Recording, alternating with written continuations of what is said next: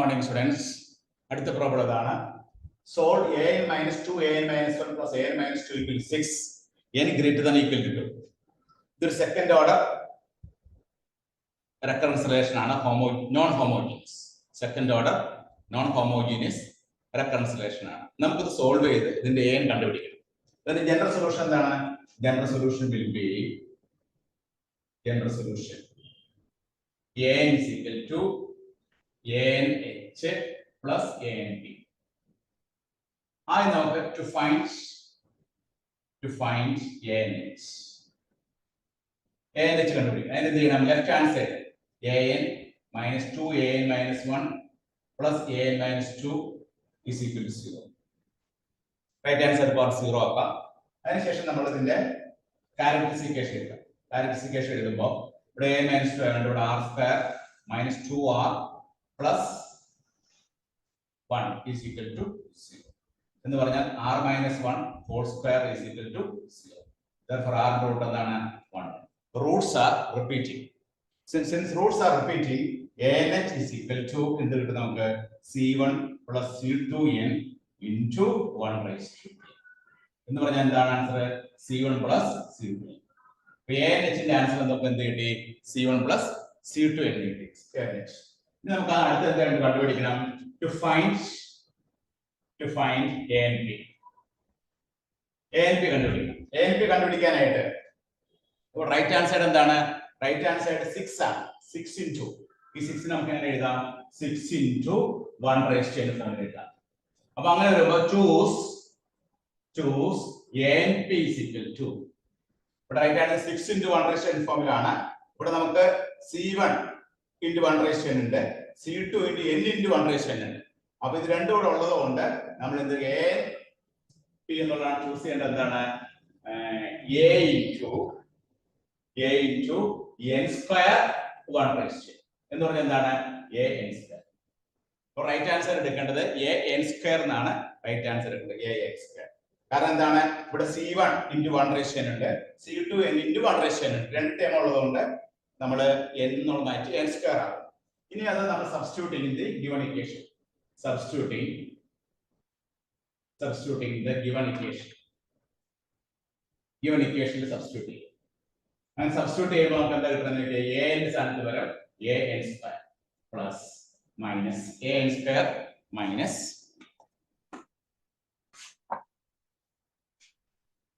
a n square minus ഇവിടെ 2a minus 1 എന്ത് വരും? 2 into a into n minus 1 whole square plus a minus 2 എന്ത് വരും? a into n minus 2 the whole square is equal to 6.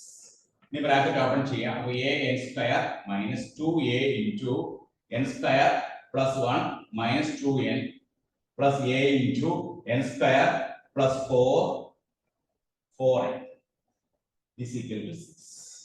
That is a n square minus 2a n square minus 2a plus 4an plus a n square plus 4a minus 4an equal to 6. ഇനി അതൊക്കെ cancel ചെയ്യുന്നതൊക്കെ ഇവിടെ a n square ഉണ്ട്, ഇവിടെ a n square ഉണ്ട്, 2a n square ഇത് cancel ചെയ്തു പോകും. ഇനി minus 2a ഈ 4an ഇവിടെ ഉണ്ട്, 4an ക്യാൻസൽ ചെയ്തു പോകും. minus 2a plus 4a കൂട്ടുമ്പോൾ 2a വരും. 2a equals 6. Therefore a യുടെ വാല്യൂ എത്രയാണ്? a യുടെ value 3. Therefore the value of a is equal to നമുക്ക് എന്ത് കിട്ടി? value of a is equal to 3 കിട്ടി. ഇനി നമ്മൾ therefore anp എന്ന് പറഞ്ഞാൽ എന്താണ്? anp is equal to 3 into n square. 3 into n square. Therefore an is equal to a ന്റെ വാല്യൂ എന്താണ്? an is equal to c1 plus c2n plus 3n square. ഇതാണ് നമുക്ക് കിട്ടുന്ന ഫൈനൽ ആയിട്ട് കിട്ടുന്ന ആൻസർ. ഇതാണ് നമുക്ക് n greater than equal to 0. ഇതാണ് നമുക്ക് അവസാനം കിട്ടുന്ന ആൻസർ.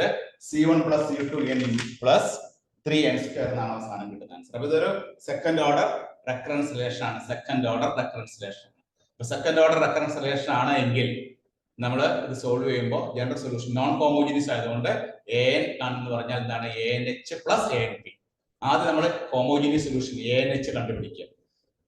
ANH കണ്ടുപിടിച്ചതിന് ശേഷമാണ് രണ്ടാമത് നമ്മൾ ANP കണ്ടുപിടിക്കുക. അപ്പൊ ANH കണ്ടുപിടിക്കാനായിട്ട് റൈറ്റ് ഹാൻഡ് സൈഡ് പാർട്ട് 0 ആക്കിയതിനു ശേഷം അതിന്റെ ക്യാരക്ടറിസ്റ്റിക്സ് എഴുതാം. അങ്ങനെ എഴുതുമ്പോൾ നമുക്ക് r² - 2r + 1 = 0 എന്ന് വരും. അതിന് നമുക്ക് r - 1 whole square = 0 എന്ന് എഴുതാം. അപ്പോൾ r = 1 1 എന്ന് വരും. Therefore ANH എന്ന് പറഞ്ഞാൽ എന്താണ്?